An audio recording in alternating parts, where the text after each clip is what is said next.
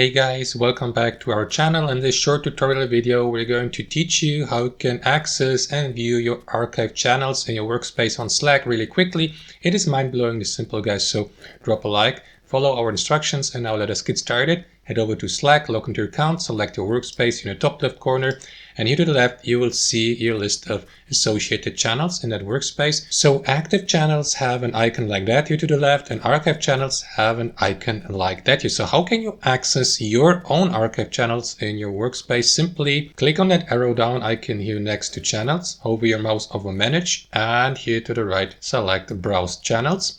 After that, you will be redirected to the list of all associated channels in your workspace.